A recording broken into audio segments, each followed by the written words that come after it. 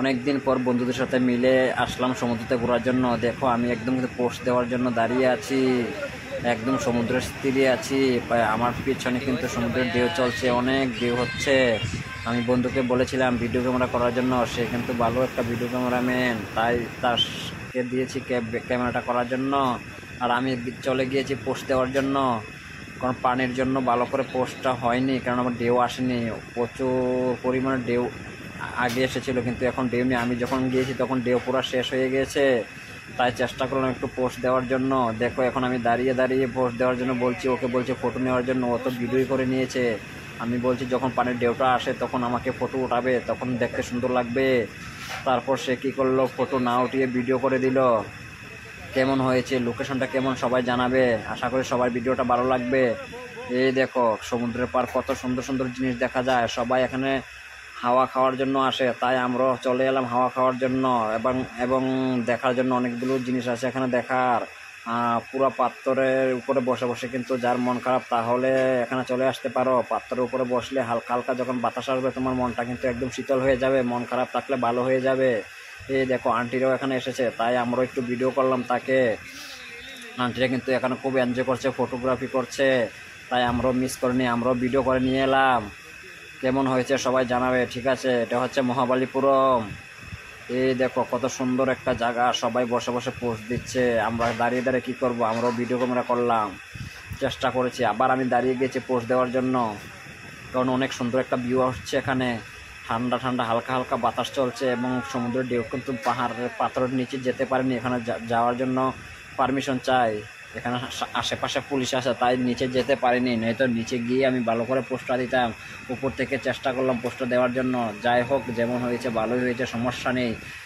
এই দেখো আবার চলে যাচ্ছি এখন ওই পাশে। এখান থেকে অনেকটা দূরে যাব হেঁটে হেঁটে সমুদ্রের তীরে তীরে।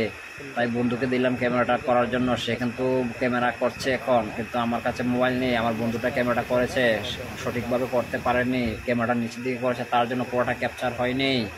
যাই হোক, সমস্যা নেই, যতটুকু ক্যাপচার হয়েছে তাতে চলবে। এই দেখো এখন দেখাচ্ছে শুধু পাথর, যে সে চলে যাচ্ছে এইগুলো দেখাচ্ছে। তাকে কিন্তু উপরে ক্যামেরাটা করে ধরে ধরে রাখার প্রয়োজন ছিল, সে কিন্তু এই কাজটা করেনি। আমি তো অসুবিধা নেই, চলবে। এই দেখো এখন যাচ্ছি এক পিস থেকে অন্য একটা তীরে যাব। এই দেখো প্রচুর পরিমাণে ঢেউ হচ্ছে, আর আমরাও খুব এনজয় করছি সবাই মিলে। তোমরা এনজয় করতে থাকো ভিডিওটা দেখে। এই দেখো এখন চলে এসেছি এখানে, বাচ্চাদের কিছুক্ষণ পর দেখবে এখানে বাচ্চাদের ডান্স শেখাচ্ছে। যাবো এখানে, যেখানে বাচ্চাদের ডান্স শেখা, এখানে যাব আমরা।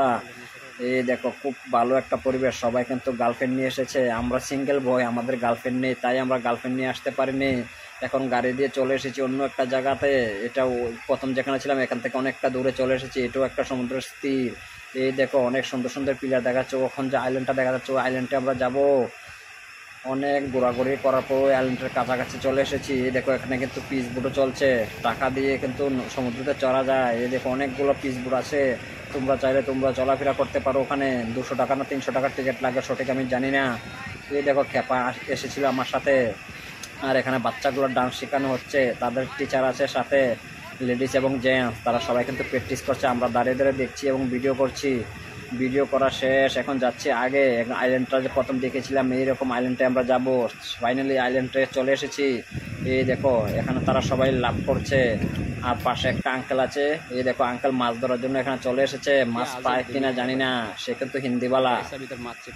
দেখো অনেক সুন্দর একটা জায়গা, সমুদ্রের আশেপাশে কিন্তু বাড়িঘর নেই, কোনো কিছু নেই, সবাই এখানে এনজয় করার জন্য আসে। এই দেখো তারা কি করছে, তারা তো ফটোশুট করছে। ও মাই গড, আই এম তো অবাক দেখে তাদেরকে। তারা 4 জন এসেছে, 2টা ছেলে 2টা মেয়ে, তারা এক অপরকে বলছে ফটোশুট করার জন্য, তাই আমরা একটু ভিডিও করলাম। এই দেখো তারা ফটোশুট নেওয়ার জন্য রেডি হচ্ছে, কখনো কাপড় খুলে কখনো কাপড় পরে তারা ফটো নিচ্ছে, তাই আমরা ওই ফাঁকে দিয়ে আমরা একটা ভিডিও করে নিলাম। এই দেখো তারা দাঁড়িয়ে গেছে পোস্ট দেওয়ার জন্য, ও বাইটা ভিডিও ফটো নিচ্ছে আর আমরা ভিডিও করছি। খুব ভালোই লাগছে, খুব এনজয় করছে এখানে সবাই, খুব ভালো একটা পরিবেশ। আশা করি সবার ভিডিওটা ভালো লাগবে। যদি ভিডিওটা ভালো লাগে তাহলে সবাই বেশি বেশি করে ভিডিওটাকে শেয়ার করে দেবে, লাইক করে দেবে এবং অন্যকে দেখার সুযোগ করে দেবে। তোমরা লাইক শেয়ার না করলে আমার ভিডিও বানিয়ে কোনো লাভ নেই, প্রচুর পরিশ্রম করি তোমাদের জন্য। এই দেখো আবার চলে এসেছি একটা জায়গাতে, এখন কিছুক্ষণ পর আমিও একটা পোস্ট দেবো। একদম সমুদ্রের তীরে চলে এসেছি। এই দেখো আমি দাঁড়িয়ে গেছি পোস্ট দেওয়ার জন্য একদম পাথরটার উপরে। এর থেকে নিচে পড়লে কিন্তু আমি শেষ। দেখো আবারও ঘুরে ফিরে ক্যামেরাম্যান ক্যামেরা করছে, আমি একদম চশমা লাগিয়ে দাঁড়িয়ে আছি খেপার মতো। কেমন হয়েছে সবাই জানাবে। এটা হচ্ছে লাস্ট ভিডিও আমার। এখন হচ্ছে পান্ডিচেরি লেখাটা আছে, এখানে বসে একটা পোস্ট দিলাম। কেমন হয়েছে সবাই জানাবে। যদি ভিডিওটা দেখে ভালো লাগে সবাই বেশি বেশি শেয়ার করে দেবে। ধন্যবাদ সবাইকে।